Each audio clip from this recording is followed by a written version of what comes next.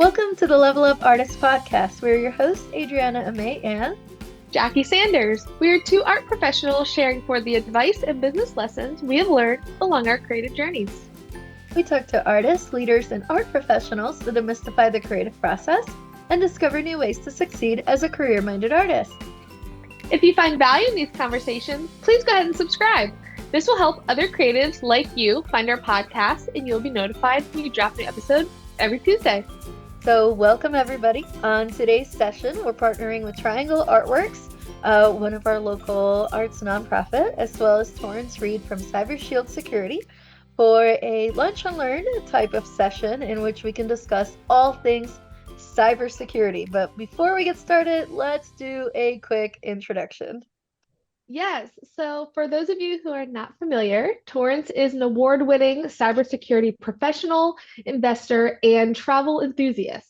He currently serves as the CEO of Cybersecurity, a cybersecurity company he founded that helps entrepreneurs, organizations, and government agencies implement IT security and compliance at the enterprise level. Through his consulting, software, and training accelerator, he's helped clients and customers protect their information, achieve their goals, and secure their dreams. When he is not heads down in the cyber world, he can be found traveling, spending time tickling his kids, and outside in the grass down doing lawn care.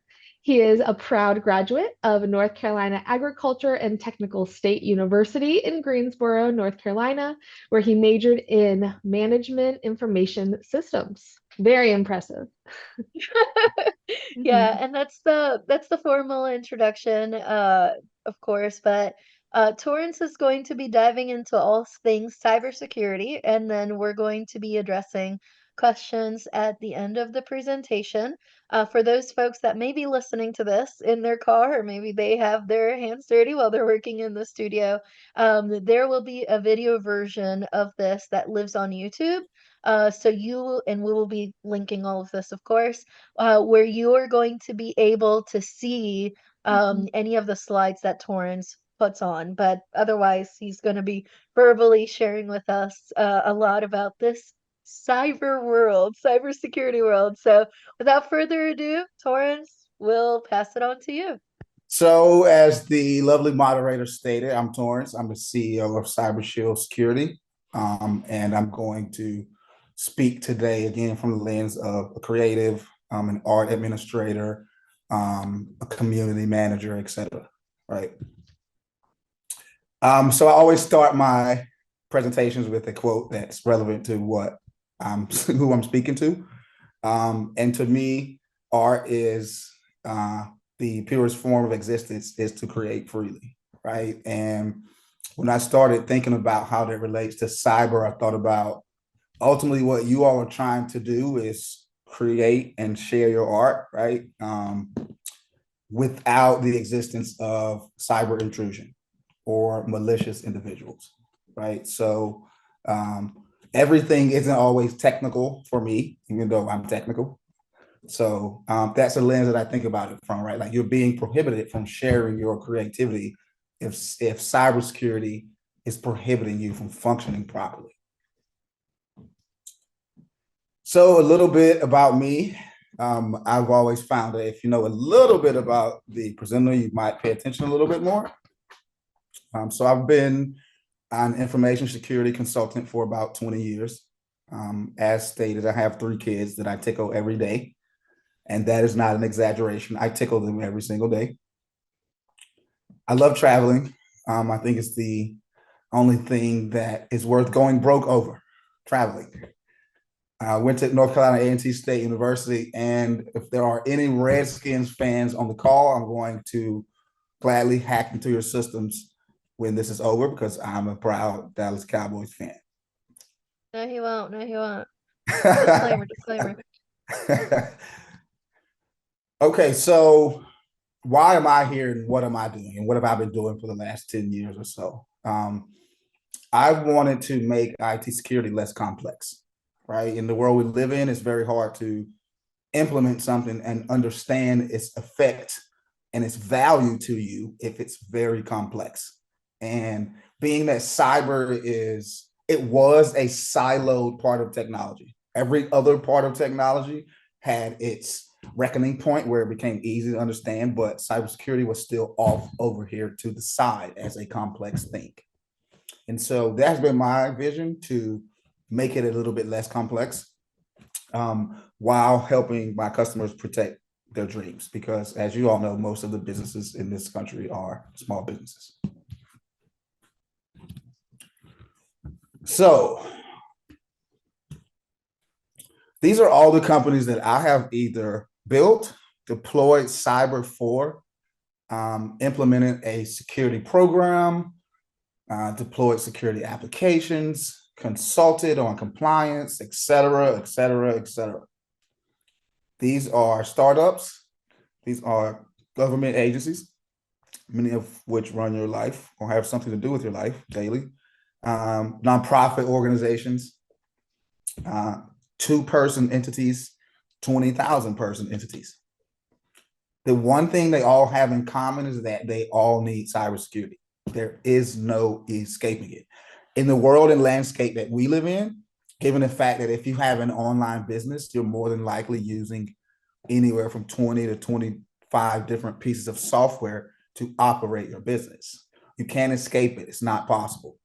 And if you are operating thinking that it hasn't happened to me yet, then that's not a great thought process to move with, because half of the companies on this page also had a breach, right? It's the inevitable. You should think about when this will happen to me and not if. And what will the magnitude of it be, given the mitigation that I've put in place prior, right? Meaning, if someone hacks into my email, have I set up administrative notifications to be notified immediately, right? That dials back the damage they can do, because I didn't find out 10 hours later, right?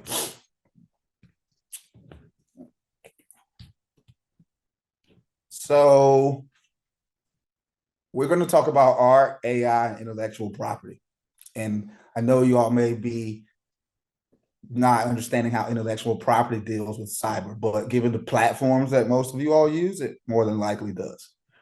How do you protect that data that you all are ingesting into these platforms, right? And then if you all have any questions, I will more than gladly answer those. So let's get to the nitty gritty and why we're here.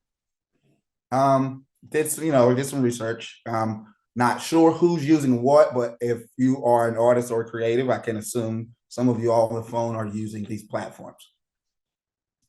And so what I wanted to introduce to you was a different thought process. You will not function in a manner until you think in a manner, right? And so cybersecurity is, antivirus and this 2-factor authentication and this, complex passwords. But a bigger part of cybersecurity is business continuity and disaster recovery. And the reason why I wanted to bring that up and speaking to you all is you're more than likely ingesting an uncountable amount of IP into these platforms on a regular basis, right? And so granted, it is a tool, granted, it is a resource, but from this lens of a cybersecurity standpoint, a backup and disaster recovery strategy is part of having proper cybersecurity. If someone takes your stuff down off of the internet, can you service your customers and put it back up on the internet very quickly? Again, now I'll get to why I just showed you all those platforms, but I want to introduce this thought to you first. Backups are important. The reason you all use those platforms is because it's great, right? Like, they're simple. The UI is easy. You can upload things easy. I have backups. I can see my stuff easily. From a cybersecurity standpoint, you should always have 2 copies of your most important media and data, right? In the technology world, they usually say you should have 2 copies of every piece of data that you have, right? Now, given that you could be uploading audio, digital, video, and a combination of all of those types of files, right? If your business consists of heavy file management, you only may care about the most important ones, or the ones from the last year, or the ones that you don't have in X platform, but you have them in Y platform. Thinking about being able to get your stuff, to download your, is important for your cybersecurity strategy. Now, those platforms are huge. They're large. There's probably hundreds of millions of people using each one. And so that means they're inevitably going to go down the AI road.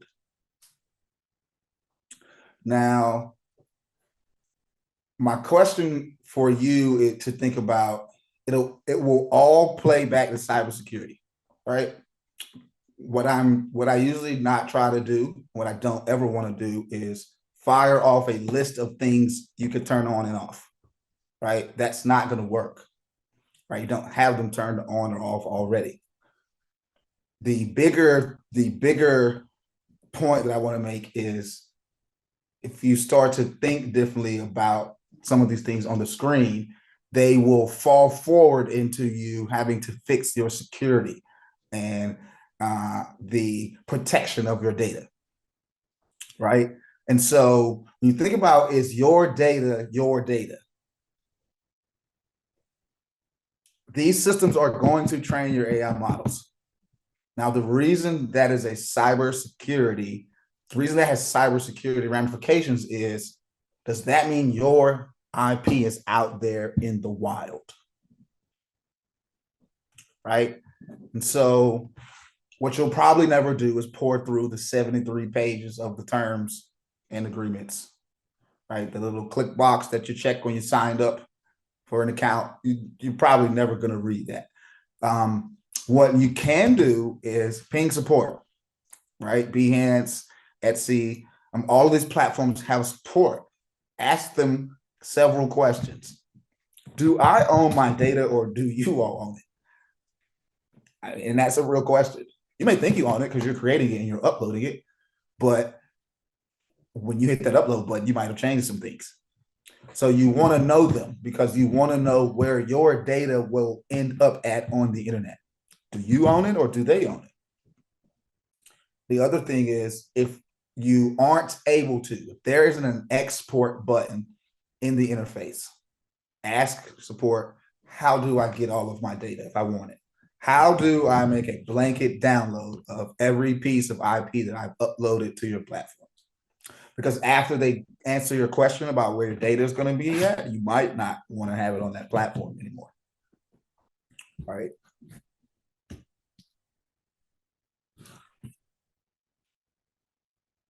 AI. It's been all the rave. It is, from an artistic and creative standpoint, probably going to have a immediately heavier impact versus some other industries, right? And so what cybersecurity will have to do is find the balancing act of human judgment and ethics and versus AI. Now, you already asked, why is that important to me? Much of what you do is emotional intelligence related, right? And a lot of cybersecurity is common sense related, right? Ultimately means, when I say common sense, I mean, if you get your tax documents at home for your job, you file them in a locked file cabinet, right? You already move through your day and life in a security first mindset, right? You don't want to break into your house. You don't want anyone to get your deed or your wills that's in your safe in your closet, right? You already move that way. So if you think about moving that same manner in regards to your business, and just also knowing that AI is coming, and you're going to have to put security in place. You can't allow human judgment and ethics to lead things anymore, right? You can't copyright laws, license material, and any IP that you have given someone explicit permission to use, right? AI is going to tear down that wall. So one of the things that I want you all to do, because cybersecurity is usually, it's the big bad monster, hovering over your computer. And so if you flip the thought process and think about the fact that you've been using and training AI the whole time, it's been a part of everyone on this phone, on the call's life. Google Now, I think it's called Google Now. I think I used to have an app on my phone called Google Now. It would say, hey, you're about to leave work. Traffic is bad. Go this way. Right? Or you would use Amazon. I'm pretty sure we've all shopped on Amazon. And it says, hey, we see some things below this product that you're about to buy that you might also like. Right? We all have been uploading and clicking and taking surveys and feeding a model. Right? You've been training AI. And what has really happened is now they have made it so that you can use it in a conversational tone on a front face UI, right? Meaning you can type into Chat GPT and say, give me a list of, creative arts councils in Eastern North Carolina. You used to have to code that, right? So it hasn't changed that much. And so if you understand, you've kind of been in it a little bit already, it won't be as daunting and as scary of a thing to step into, right? And that's kind of how it's been presented. We're heading, head first towards this AI movement. We've already all been a part of it and been in it, right? So I'm going to tell you some things you can specifically do. These things are aside from the normal things. When I say the normal things, I have a free workbook that you all can download that lists out the normal things and walks you through how to turn them on. When I say normal, I mean having a password manager, having antivirus on your phone and computer, having two-factor authentication turned on in your Google Workspace or your Office 365. Right? Again, I'm not big on large lists. So what I wanted to do was provide you all a list of artistic related data protection procedures you could do. And I can provide you all with the foundational things, or you can download it from our website. This one's going to be tough. There's AI now that can make a copy of your voice with 3 seconds of audio. Last night, I uploaded 3 seconds of audio, uploaded a picture of me, and then I told it to make a video of me dancing. I made a video of me dancing. I was singing a song. It was scary, right? And so everyone on this call, this isn't coming, right? Like I told someone the other day, the world isn't shifting with an ing. The world has shifted with an ed. Right? You can't wait to think about this differently. You have to do it now. You cannot believe what you're seeing, hearing, reading, right? I mean, deep fake videos exist, right? Like if there's anyone on the call that's in digital media or media production, you can make a fake video of someone and manipulate their mouth, right? Again, there was a robocall going around a couple of weeks ago, and the person on the phone call you and say, hey, can you hear me? Hey, can you hear me? And what do you naturally say when someone says this? Yes, I can hear you. And so that's all I need. That's all I need to manipulate your voice so I can then get into your Wells Fargo voice activated password once I get into your email and, do my stuff. So my point is, We are now at a point in technology where you literally can't believe that what you're looking at is an original video, or what you're hearing is the original audio, or what you're reading wasn't created by an AI, right? And as the creative industries adopt AI, I guess they'll have to figure out ways to watermark these things, I guess, right? Like, how do you drop audio in the audio that says this is real audio, right? That's another conversation, but proactive measures. It always costs more to fix things when they happen afterwards. I don't think anybody on this call runs into the back of a car at a stoplight and then calls Geico to get insurance. I think we all have insurance before that, right? There's not an industry or there's not a facet of life that doesn't cost more if you handle it after it happens, right? And so I just urge you to think about that when you are deploying systems that may cost a little bit of money, or that you don't have in the budget, or I don't want to pay for this, but we need it, et cetera, et cetera. You'd rather pay $19 a month for something than to pay me $46,000 to fix it afterwards, because it could cost that much. Pay attention to the security of your payment gateway. That is probably the absolute most important thing I can tell anyone on this phone call. Many people assume that these payment gateways have the highest level of security activated. They don't. That doesn't mean they're not giving you security, but a lot of these systems operate on a shared model. And that means we're going to do our job to secure the data and servers that you're using, but it's not our job to secure your account. We're going to make sure that Stripe's servers are secure, but your account is your account. And so many of these systems have chargeback insurance. They have fraud settings. They have capabilities to detect if a credit card did 10 transactions each 3 seconds apart from each other, right? Like, there are a lot of ways to implement notifications and proactive measures in these payment gateways. Most people create a PayPal or Stripe account, plug it into their website, and off to selling they go. That is not the way to do it. Okay. Best practices for password security and two-factor on your account. I like to tell people your birthday is not a password.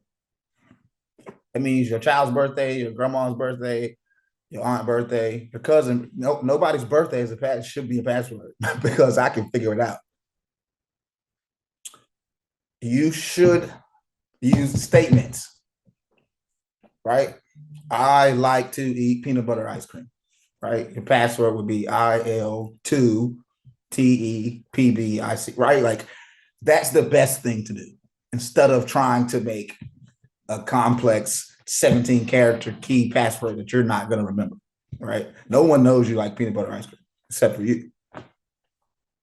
So don't use common things. Don't use common things. Don't use your birthday. Don't use your address. Don't use the last 4 of your car's license plate. Don't use anything that is publicly available information. And basically, that's probably any facet of your life and anyone in your household's life, right? Get creative, right? If you want to get creative and it has to be attached to your children, maybe make your PIN code their birth time backwards, right? Those aren't records that people can really get to, like what time was your child born, right? So best practices are not using the same passwords for everything. If you are using your same password to pay your car payment that you're using to pay your HOA bill, probably should be related, right? Your house, you should have a set of passwords for your house and a set of passwords for your financial things. And if you're like me, then you got a set of passwords for your kids, right? You can have that same password and maybe have some variance in it. But if you use a password vault, then you're never typing in a password. I haven't typed in a password in maybe 3 or 4 years on any machine that I own because I use a password vault.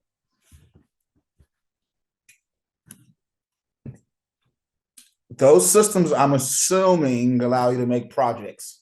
You can probably make those projects private or public or share them with people. This is when you should implement the idea of least privilege. In the cyber world, that's supposed to be two cool words together. What it really means is I'm only going to give you enough access to do what you need to do right now. If you need to do something else, ping me later. I'll give you that access. But what I'm not going to do is give you blanket admin from the beginning. That is a no-no, right? And that's easier said than done, right? We're all operating on a limited time. We're all operating on limited budgets. Sometimes we want to see what the person can do. We want to see the project, or we have a deadline and I need to download the documents, and et cetera, et cetera, et cetera. For things to move securely, more secure, they have to go slower. And what you'll find in doing that is the processes and procedures for your business will begin to mature.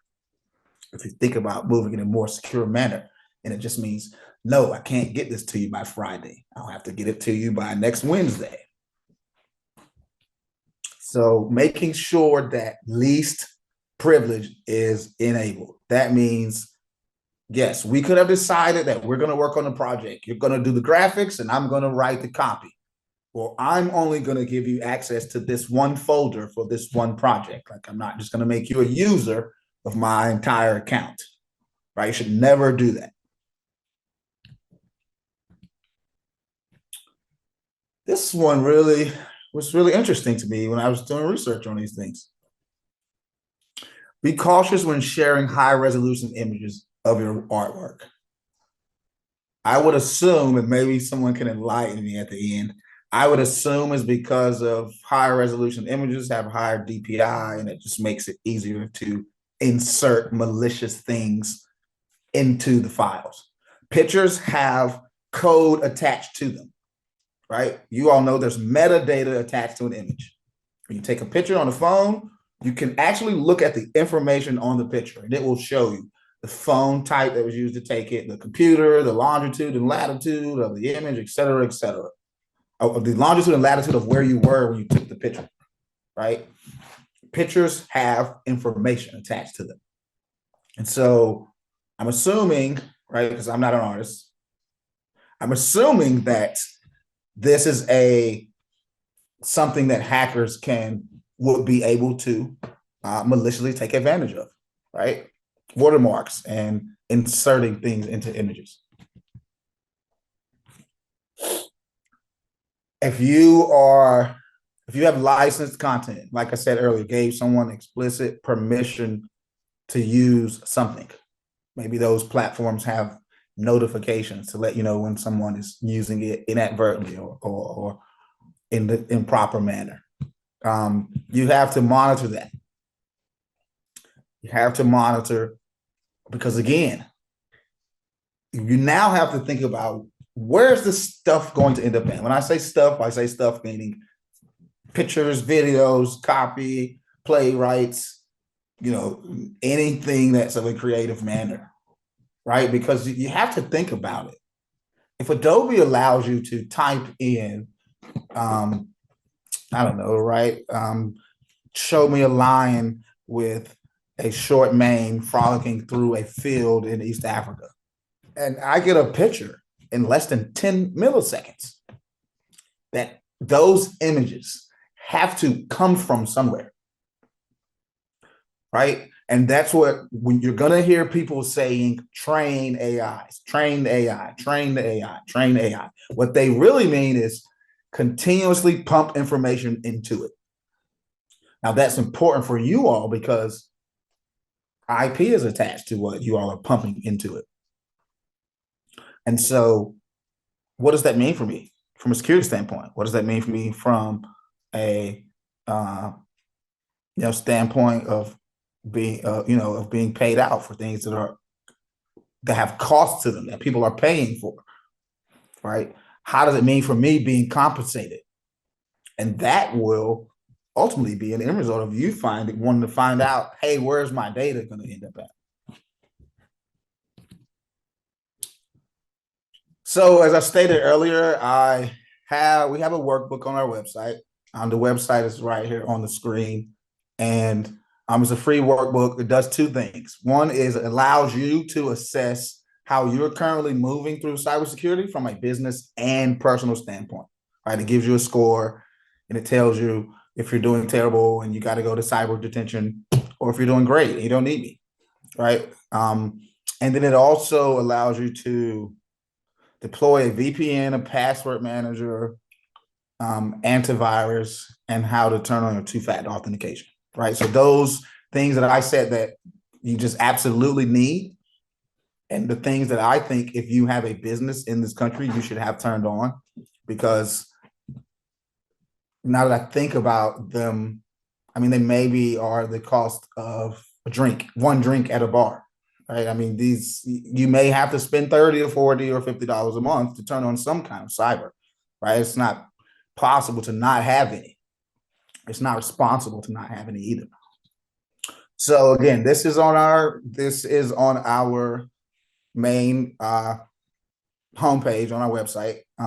If you go there and click on that, we'll get that sent out to you. It's very readable and very easy to digest.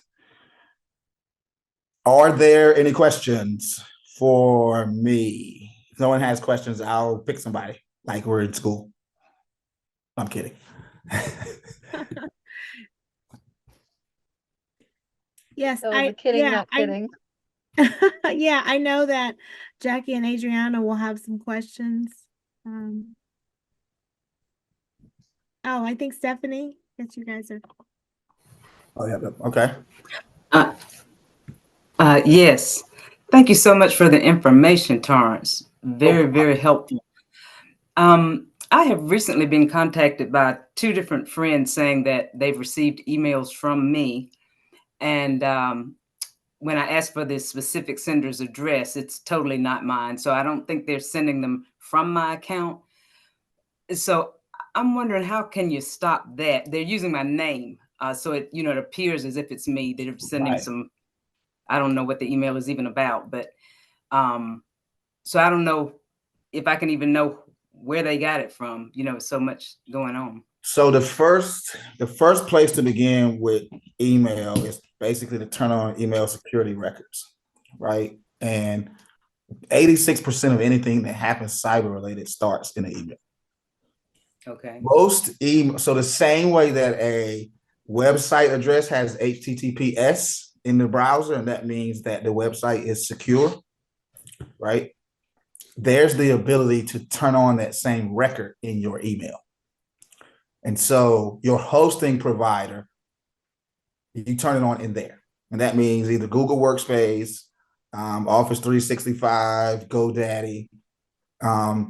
There are three types of records. I won't bore you with trying, give you the acronyms of them, but it's basically turning on an SSL certificate for your email. When you send an email, it attaches a text file to it and says, this email is coming from this person. When another person receives it, their email system downloads that text file and said, this email really came from Stephanie, right? And so there are ways you can thwart those, and those are free.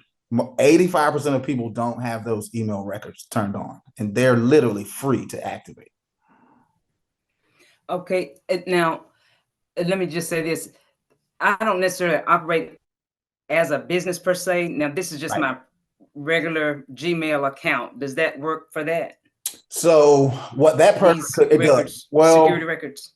So not in the same way. What the hacker may have been attempting to do is they maybe just be sending emails and just typing your name in the display name. And oftentimes when you have uneducated individuals of things to look for that's malicious in an email, they'll see your name and go right down to the button and click on whatever the button is. Right.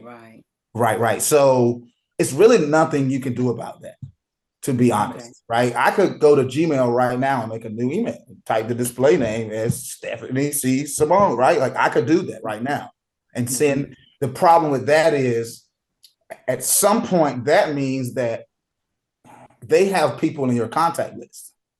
Where are those people at? Are they in your CRM? Are they in your email? Are they in your text message? Because they retrieved their contact information from somewhere, right? So that's probably the next thing for you to think about is where are those contacts at? Like how would the person who's winning So made they're not necessarily getting them from my address book. well, they could. It depends. That's what I'm saying, right? I'm sorry. Would they be getting them? Well, where are they at? Are they in your address book? Are they in your text message? Are they in your iCloud? Do you have them on some, mybusinesscrm.com website? Are you using a CRM website? Where are those actual contacts at? And then that's what needs to be secured. Okay. Thank you so much. No problem. I appreciate it. You're welcome. Yes.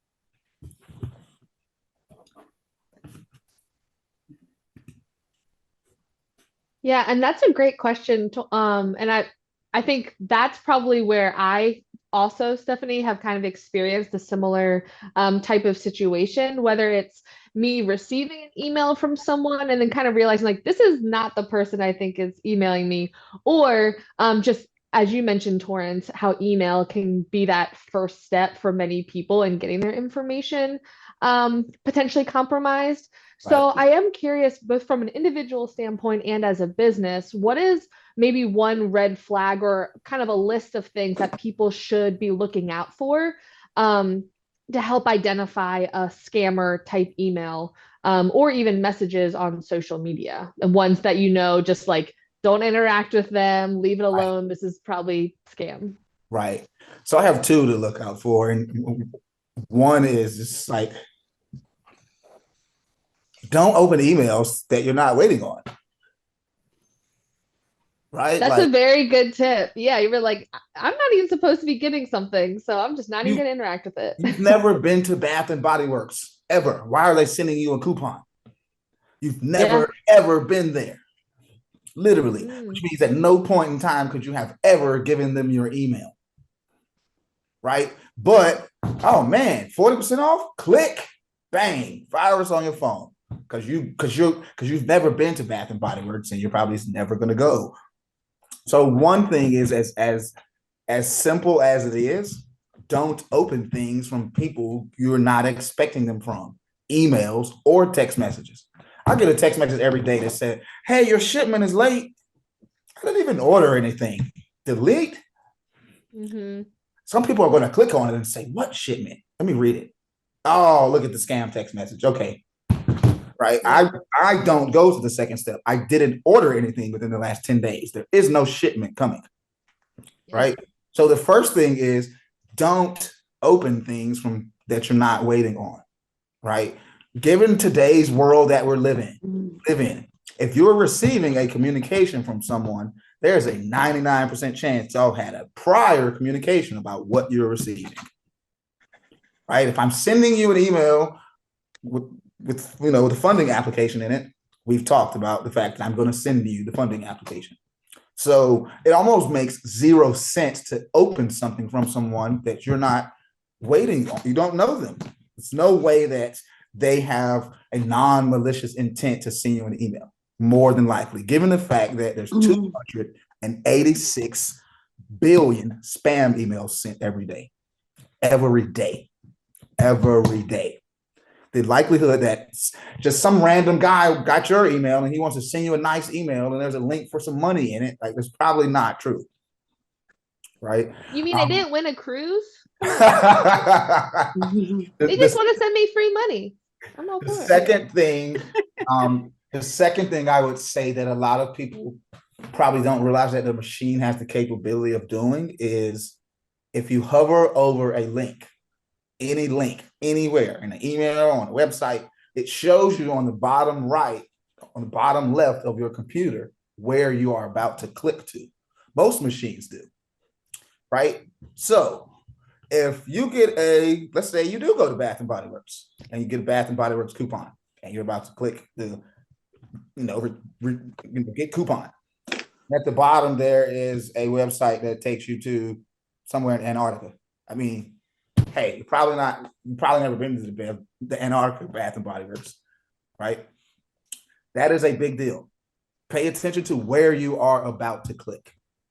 And you can literally see when you hover your mouse over it, where you're going next.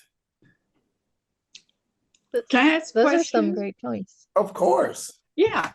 Well, okay. I do have like apps, communication apps like Line, and of course, the Facebook, like LinkedIn, and all that stuff. Line's used more in Asia, but I don't want to get on that WeChat because if first thing it asks is you give us permission to access your contact list. Well, just the phone number and people don't worry me as much as my notes because under my contact, I have a lot of notes that are proprietary. Right. And I worry about even Facebook. I probably, to use Facebook, I probably gave them permission, but at least Facebook is in the US based. It's a US based company versus who knows where the others could be any country in the world, which I cannot even complain, So my question is, I'm really leery to even get on any, like even WhatsApp or whatever, because they all ask for permission, about the contact list. And my contact is not as simple. It's not just my name and phone number. It's got lots of other personal information. So it's like, what do people do? I mean, sometimes you don't have any recourse. I mean, if you want to use Facebook, Facebook, you can access my Facebook, contact list. Right. That's kind of a two-sided approach for me, right? Like the first one is that goes back to least privilege, right? And your issue may be an outlier because, like you say, you have extensive notes in each contact. Yes. Right? In that case, when you downloaded or installed it for the very first time and it asked you, hey, can we access your contacts? You say no, because you're not using your contacts right now for whatever you're doing. So again, least privilege. If you get to the point in the future where you need to do something that needs contacts, the app is going to prompt you and say, we don't have access to your contacts. Well, then at that point, you give it access to it, right? Give access to things as it needs it. So that's first with any application. The second thing I would say is, let's see, how do I say this delicately? It's tough to, if I want to use Facebook, your life is already scattered across 25 or 30 different servers on 6 continents anyway. I mean, I don't add my contacts to anything. Facebook group me, but I'm also understanding of the fact that we live in a digital world. I cannot count how many times I've put my name, phone number, and email into something and hit submit. It's probably in the thousands at this point, right? So to think that I have a couple of friends, they pay their bills via paper because he just refuses to go digital. And I'm like, you have a birth certificate, don't you, man? You have a car, don't you? Right? Like your life is on the internet, man. Give it up. Right? So mitigation. That's what cybersecurity is. It's mitigation. You may have to go through and remove the PII from those notes and just leave the general stuff in there, right? Because if you need that system to access your contacts so it provides value to you, then you may have to alter the information that's in there, right? That's your form of mitigation. Correct. Yeah, I do encrypt to some extent. Somebody's smarter. I mean, lots of people are smarter, and they may figure it out. Abbreviation of two things. Well, to your point, that's a good point. I actually said all that to say money, motivation, and time, right? Those are the driving factors behind somebody hacking into your stuff. How much money are they going to make? How much time they have, and what's their motivation, right? There's a reason that people try to hack into Bank of America every 17 seconds, right? There's probably $67 trillion in one of those accounts somewhere, right? There's a reason why they're not going to hack into my little bank account, right? Yes, sorry. PII is personally identifiable information, things that identify you, your name, your address, your date of birth, your gender, your race, your blood type, anything that is specific to you, right? And so if you have any information in your contacts about those people under each contact, right, that's what I was saying. You can maybe alter the notes for each one. But there's really no way around it, right? There's this balancing act, again, of convenience and security, value and protection. Which, when and where do you give them up? You can't live in a world where one is forever outbalancing the other one, or you're not going to get anything done, or you're not going to make any money, right? So you just maybe have to say, okay, I'm going to pick the safest of these applications and let that only one get to my contacts because they use end-to-end encryption and these other ones don't, right? It's all about mitigation. And sometimes there isn't a perfect scenario or perfect answer, right? That would probably be the best answer I would have. So Torrance, basically, when just about all the apps say that to move forward, you give us permission to your contact list. So and I had to back out many apps for that reason. But I mean, if I go forward, just like Facebook or Instagram, that kind of thing. Yeah, I personally don't use anything. Yeah. If something says we have to have your contacts, I'm gonna hit that little X button, and I guess I don't use this. That's right. That's me That's right. personally, right? But like Facebook, I think LinkedIn. In fact, LinkedIn. I mean, it's like I had 100 people like say, Grace, you sent me LinkedIn to invite me, and I called in again. I said, I never authorized you. They said, yes, you did. I said, I didn't. We're arguing like that. But here's another thing. It's like on Facebook, I see something interesting, like fire fighting, some product, and I clicked on it, and the next thing is I keep getting all kinds of emails from me, and I didn't give them my email address. That's a whole different story, Grace. Oh, It also okay. has to do, and actually it ties into something you said, Torrance, so I'll just bring it up real quick, is that sometimes when you opt in to one brand, I love your example of Bed Bath and Beyond, but some brands are groups. So for example, I want to say like KFC and Taco Bell are owned by the same parent company. You may have signed up for the newsletter of one, but you just gave permission for the other ones to email you too, literally by signing up to one. So that's really scary. It actually goes into another territory because then we'd have to talk about cookies and how your data is tracked across, different things. But I do want to make sure before that's a whole nother bag of chips right Yeah, there, another right. rabbit hole. I do want to make sure we do cover some of the other questions that have been coming up real quick, and then we can circle back if we still have time. So please, please, please hold on to that one real quick. But yes, that Okay. has to do with how your information is tracked through different places you navigate. It's a whole nother set of permissions right there too. But some of the questions that we've got, I love too what you mentioned about like the scammers and the emails and things like that. Yes, you need to hover over, never ever click. And another hot tip, kind of tying into what Torrin said, you get that text message from Amazon saying your delivery's late. Go to your Amazon app, your official Amazon app. Never touch the link. Go straight to who you think it might really be from and check with them in their official account. Never ever click that link. Because it's usually a scammer. And Amazon is going to tell you anyways when your package is on its way. Not through a regular text message. It's probably a notification. Some of the other questions that were coming through the chat. So I want to make sure we cover some of these. One of them was an easy one. Let's throw an easy one out there. So let's say we're speaking to an artist or a creative that is either unfamiliar or uncomfortable with technology. Like they just heard you talk about all these cybersecurity things. Their head spinning. I don't even know where to start. Thank you, of course, that you'll have like a free PDF. That's super awesome.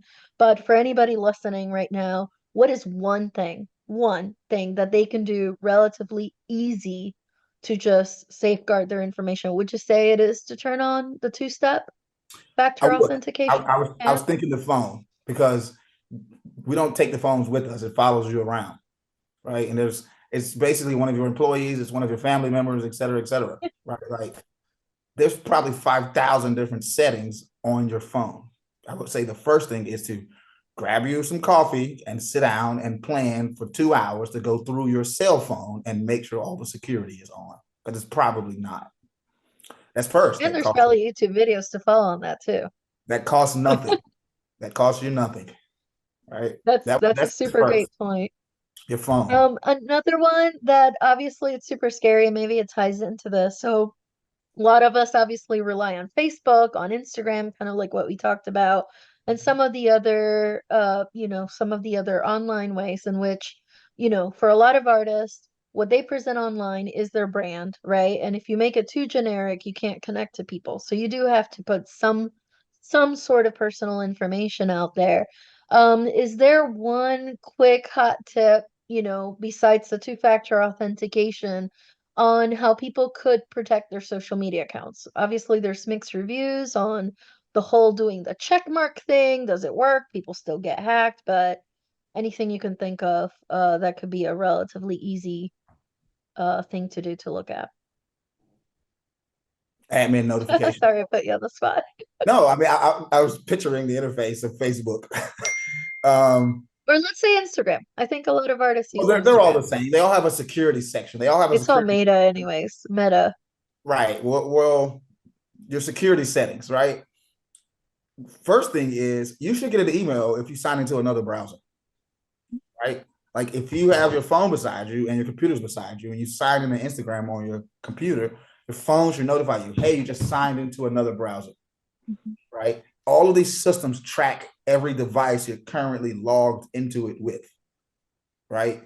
And so many people don't know that you could get notifications because more than likely you're signing to Facebook on your iPad and on your phone or on your computer and on your work computer, or right? Like you're on these platforms on more than one device. And so a lot of the security settings allow for you to say, notify me if something's happening on that other device. The password you just changed over there. Did I log out over there? Right? Like tell me whenever something happens on my account and not just on the device I'm on. Right? That's the first place I would start. So if they're not getting those notifications, then they don't have those settings turned on. They don't, and that literally means someone else can, because if your password has been the same for the last 10 years and I'm signed into it and I'm in Florida on the beach, you don't know that. You literally don't know someone's been signed into your Instagram for 4 hours. Right. That's no cost, right? It's free. A lot of these platforms, this is how you have to think about it. These platforms have put in the work, whatever that means. They put in the time, energy, and effort to get venture capital funding to build these mammoth systems that have these out-of-the-box security settings. Use the free employee. Everyone, the security settings in each of these systems you use in totality should be looked at as a free security employee. Yep. Perfect. Another one, I'm gonna circle back to something you mentioned earlier, about doing backup copies of every piece of data. And I believe this is one of our questions we received through the chat as well. So would you suggest, obviously, okay, let's be realistic, right? Some of us are dealing with gigantic video files. No way I'm gonna have two copies. I mean, I'm personally the sort of person that will have at least one copy of some of the video files, like for example, for the podcast that Jackie and I co-host, but no way that I'm gonna have two copies. Like the size of the data of those video files is huge, and the cost obviously of storage can be a little, prohibitive, especially for something that maybe could be theoretically obsolete, a few years down the road, or maybe not as necessary. So why am I paying for storage for things that may not still be, relevant, right? But question that I have for you, would you say a combination of, say, encrypted cloud services and perhaps like a solid state drive could be a good combination of like keeping some of that data? Like, do you think it's absolutely necessary to have some of this offline? Or do you think, a lot of us are going to be using Google Drive, Apple iCloud, OneDrive. Like, do you think that's, as long as it's maybe not financial data, but like our general day-to-day, we could rely on those services? I would say yes. And Okay. more so for me when I talk backup and business continuity and disaster recovery. I mean, you need a backup of your LLC documents. You need a backup of your state's good standing certificate. You need a backup of the fact that 20 people have sent you their resumes for the last 5 years because you might have to hire one of them next month, right? You need backups of your operational things. To your point, Google and YouTube and LinkedIn and Vimeo have these mammoth platforms that let you upload 5 gigabyte file in 10 minutes. Like, why would I take my expensive Mac and put 10 files on the hard drive and that's all it can fit? And now I can't use my computer anymore. Speaking from experience. Um, I wholeheartedly recommend external drives. I mean, the cost of storage has went down drastically. You can get a 10 terabyte external drive for a couple $100, Mhm. right? And so, to your point, though, you don't keep data forever. You don't keep copies of things forever, right? You have some sort of sliding. I'm always going to get rid of the videos that are over 6 months old. I have, they're on YouTube and they're on Vimeo. I don't need the video on my computer, right?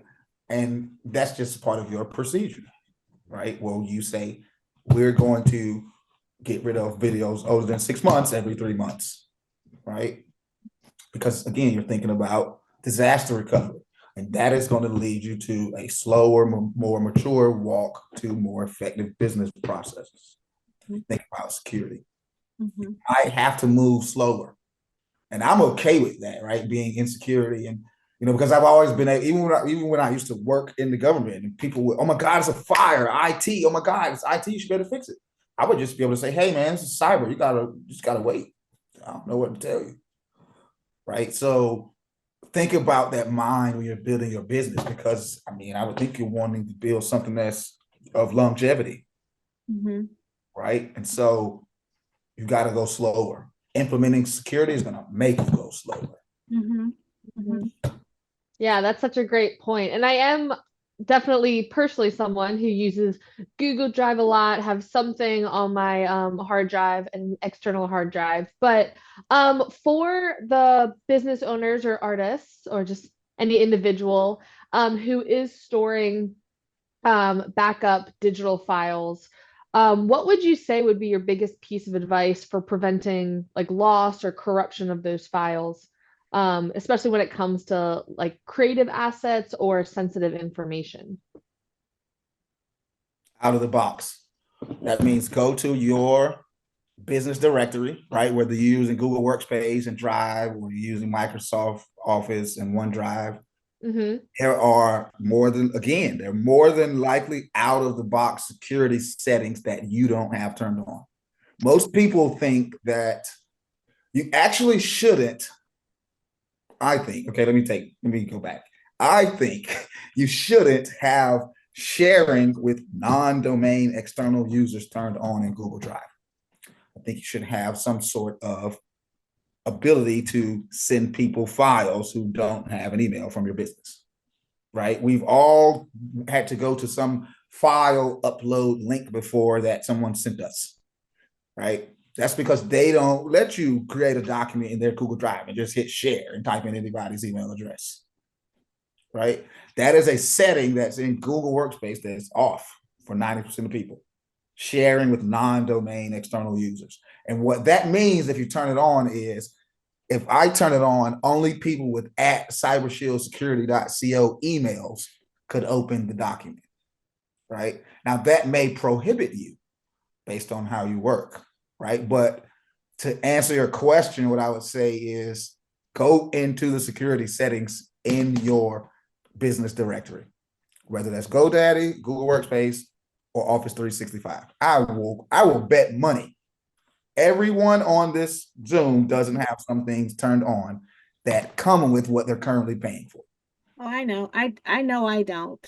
I was just Right. thinking that. I'm like, I definitely have not turned that on. And I Yeah, think that's I such don't a have great that turned point. on. Yeah.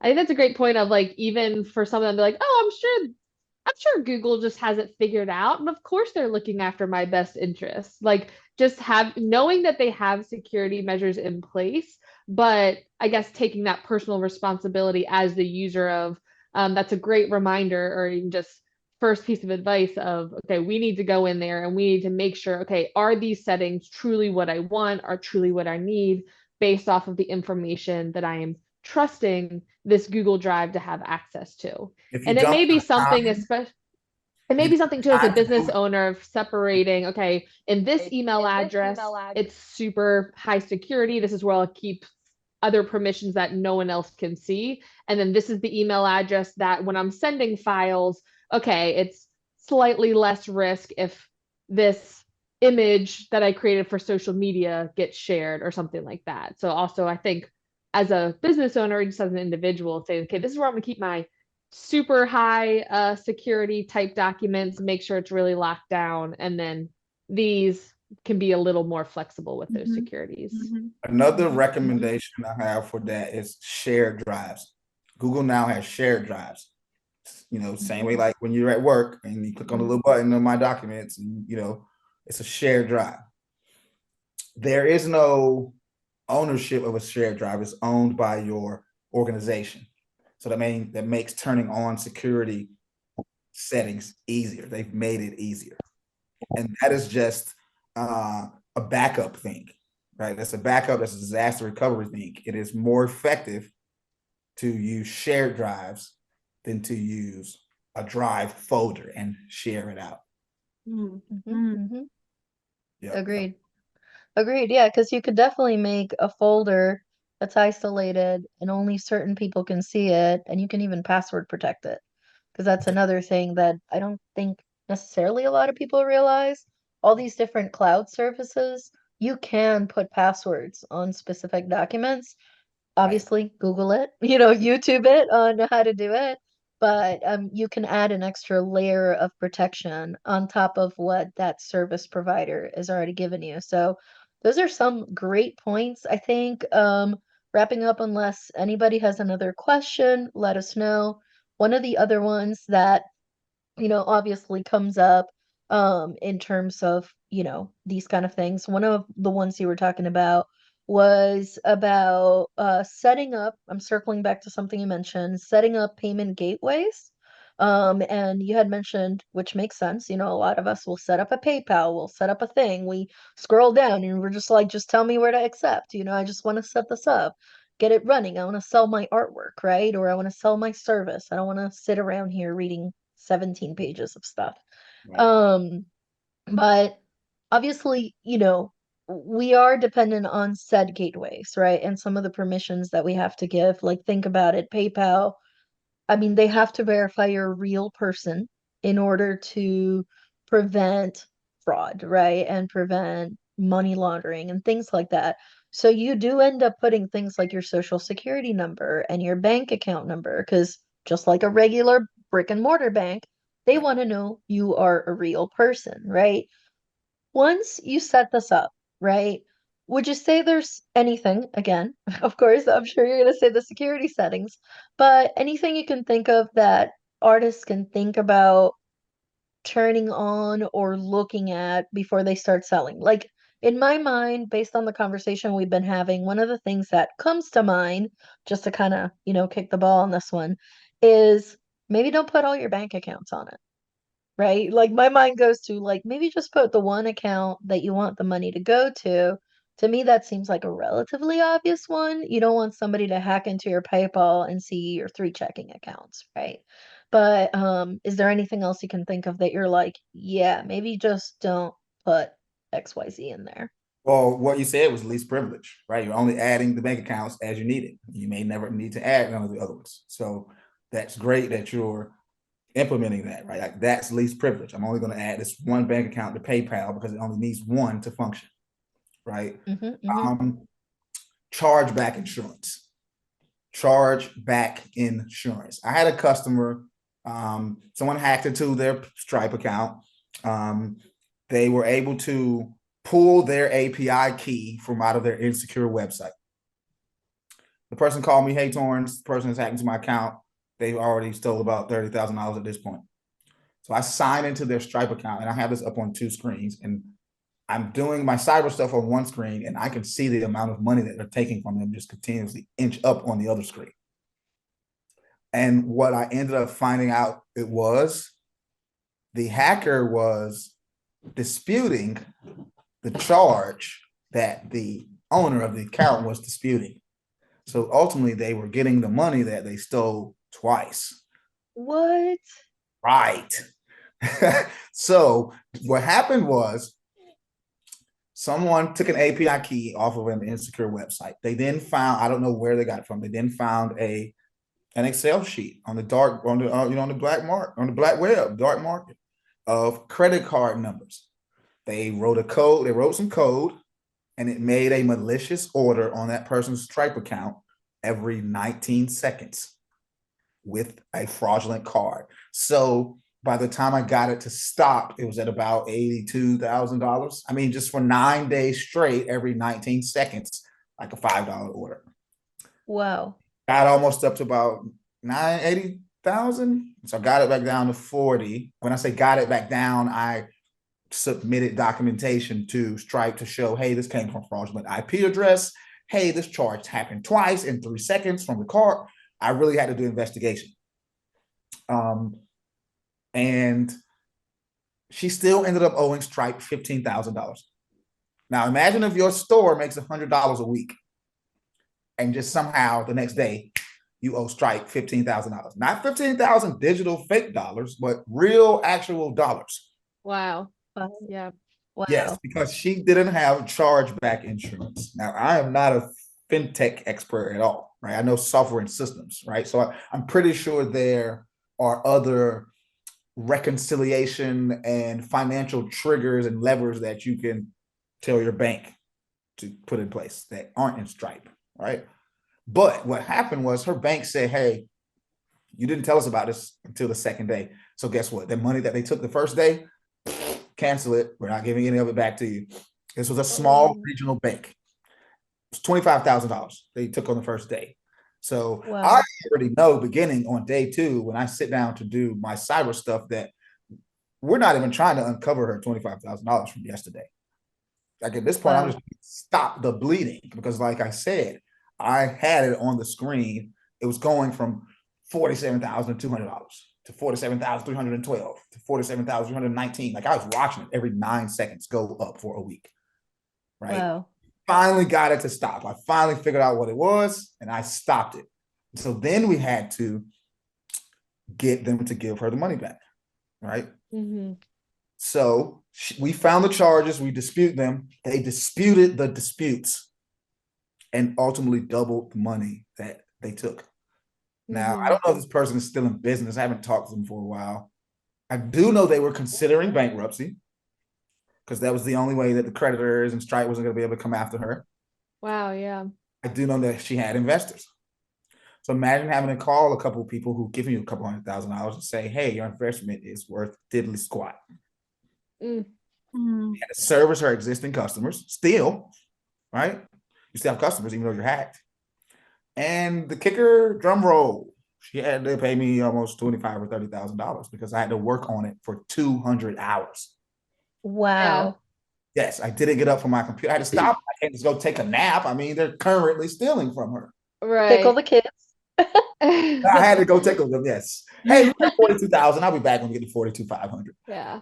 But Torrence, I really appreciate Wow. you sharing that story. I think that it's such a realistic glimpse into, I think, especially cybersecurity is always one of those things where you think like, okay, well, this is never like actually going to happen to me, or like what's actually the worst that could happen. And honestly, hearing even just a story like that probably happens very frequently, unfortunately, but having some of these safeguards in place, like, yes, having a software that costs $20 a month, it's better than not paying something for your business. But when you think of, oh, don't I wish I just installed this software for $20 a month rather than having that emergency situation, or turning on notifications that anytime a charge is made on this account, I also get an email. That's one thing that I know I've set up where it's any transaction over 1 cent, I get an email for. So if I use my business card, I immediately then get an email saying, hey, this, I don't know, charge was made at this store. And I'm like, great, looks good. Because then the second I'm sitting on my couch watching TV and I get an email about a charge, I'm like, hold on, let me look at it right now. Because if you can figure out worst case scenario, if it is a fraudulent charge, if you can immediately put in a request to your bank within 5 minutes of it happening, that's a lot easier than all of a sudden every transaction on your account, you're like, did I make this Amazon request? I don't know. And then you start questioning yourself and you're like, what am I paying for? I don't know. So yeah, so like I think it's a great example to be able to show, okay, how important just taking some of these proactive steps are. to at least give you the skills and like the knowledge if something were to happen, that you It's could at least terrible. identify it very early on. It was a terrible ordeal. I mean, I think her daughter was graduating. She was literally packing to go to Morocco for 10 days. It was just a terrible time, right? But Yeah. that's the thing. This is never going to happen at an opportune time in your life. All right, so we hope you enjoyed this special episode where we partnered with Triangle Artworks, a local arts nonprofit, as well as Torrence Reed from Cybersecurity, and learned a new tip or two or 10 about keeping your data safe. On the There are internet. definitely a few action items that I'll be taking back with me. But as always, our blog will be linked in today's show notes, where you can find episode notes and links to all of our other podcast episodes. And if you want to stay connected with us in between episodes, share your feedback, or have a question you would like for us to answer on the podcast, you can reach us through social media. I'm at Mayart across all platforms. I'm at J Sanders Studio across all platforms. And if you want to follow the podcast, we are at Level Up Artists on Instagram. You can also visit levelupartist.com to get immediate access to templates, resources, and course modules to level up your creative career today. Thank you so much for listening. We'll talk to you next week.